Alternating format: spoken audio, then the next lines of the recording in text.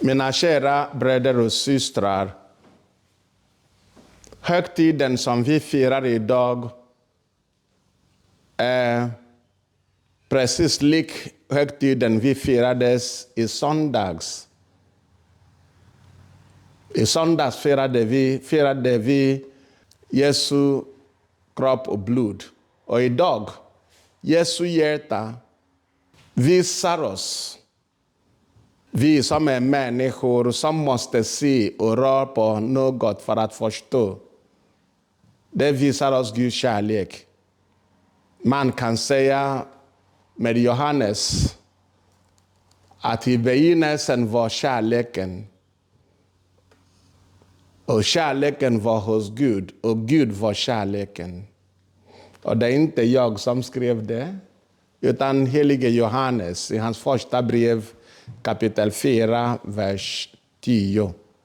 Han skrev Gud är kärlek.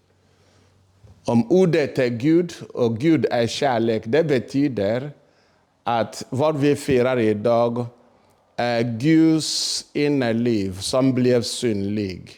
Guds natur som kom oss människor till mötes.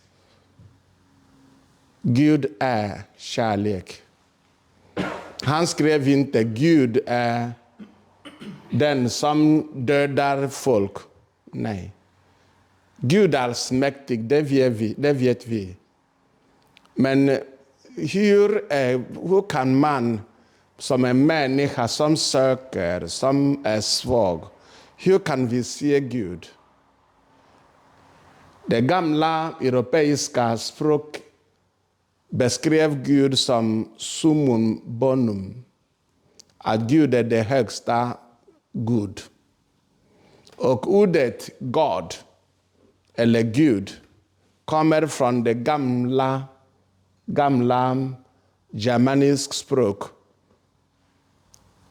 Antingen Gott eller Gud. Någonting som heter Lower German med dubbel U. Good. Eller i moderna engelska, man tog bort ett U. Det blev God. Eller på svenska, det blev Gud.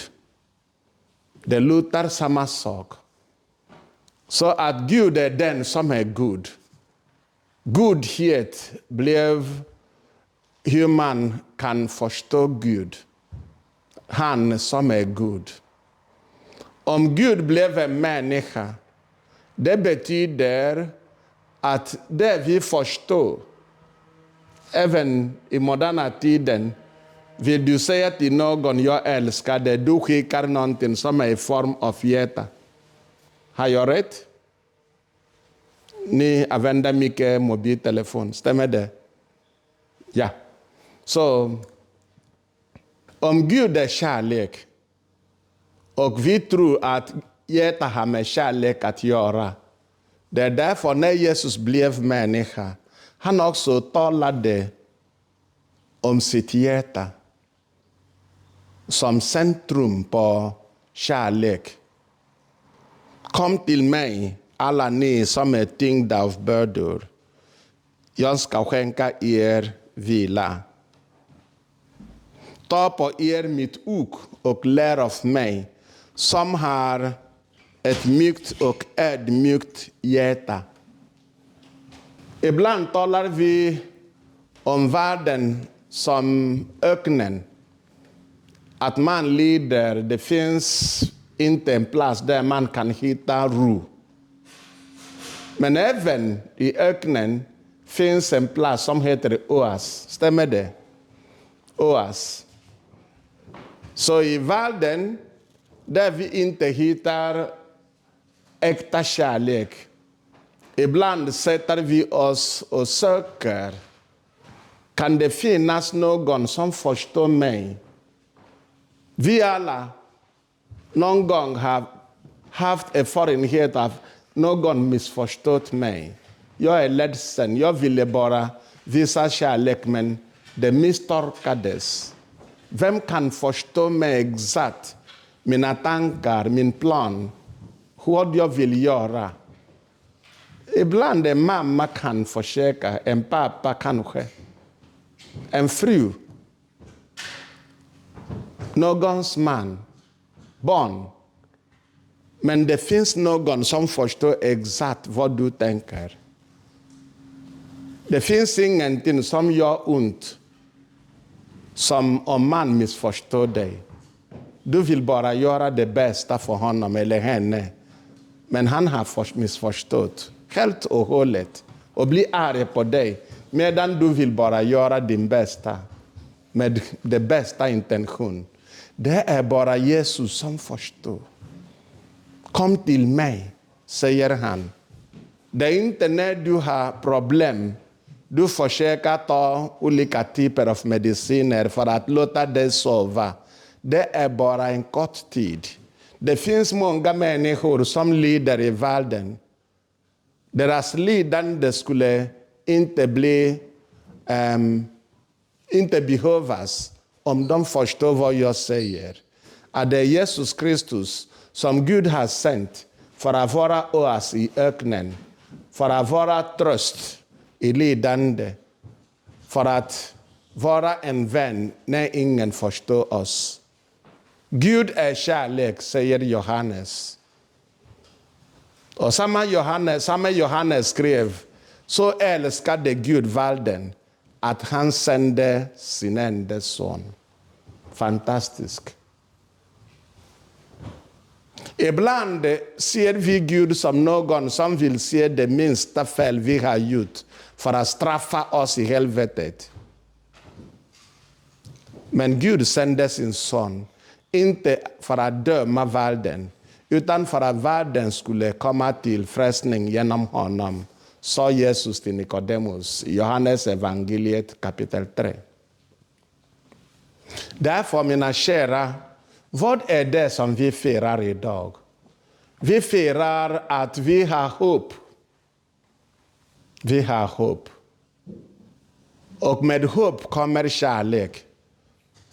För helige Paulus har skrivit i hans brev till romarna, om vi läser kapitel 5, vers 5 och följande. Han sa att hoppet sviker oss aldrig. Därför att Guds kärlek har ingjuts i våra hjärtan. Vad detta betyder är att Jesus väntar på oss. Som det står i Uppenbarelseboken kapitel 3, vers 20. Jag står vid dörren och knackar. Om någon öppnar, jag kommer in och festar med honom. Jesus vill visa oss kärlek. Jesus vill fylla oss med kärlek. Jesus vill vandra med oss i världens öknen. Jesus vill ge oss vatten. Som han säger också i Johannes evangeliet kapitel 7. Är det någon som är törstig, låt han komma till mig och jag ska ge honom det levande vattnet. Och till kvinnan vid brunnen i Johannes evangeliet kapitel 4 sa han, vattnet som du kan ge är sånt att om man dricker det så blir han snart törstig igen. Men vattnet som jag kan ge är sånt att om någon dricker det så blir han aldrig mer törstig. Vad är vattnet om det inte är helige anden? Vad är vattnet om det inte är Guds kärlek? Vad är vattnet om det inte är Guds tröst? Barmhärtig och nådig är Herren, säger Psaltaren. Jag går och sätter mig. Men jag vill att du ska tänka på det som oroar dig mest. Och förstå vad jag säger, att du är inte ensam. Ofta i vårt liv så önskar man, tänk om det finns någon. Tänk om det fanns någon som kunde förstå mig. Som ska se saker från hur jag ser det och förstå mig. För ingen omkring mig förstår mig. Alla dömer mig i onödan. Jesus förstår dig. Och han är mitt ibland oss. Och han visar att han är mitt ibland oss genom att han ger oss sin kropp att äta och sitt blod att dricka. Den som äter min kropp och dricker mitt blod ska leva för evigt. Och idag, vi har möjligheten igen att inte bara höra att han är kärlek och att han älskar oss, utan för att se att han ger oss sin kropp som föda och hans blod som dryck, verklig dryck.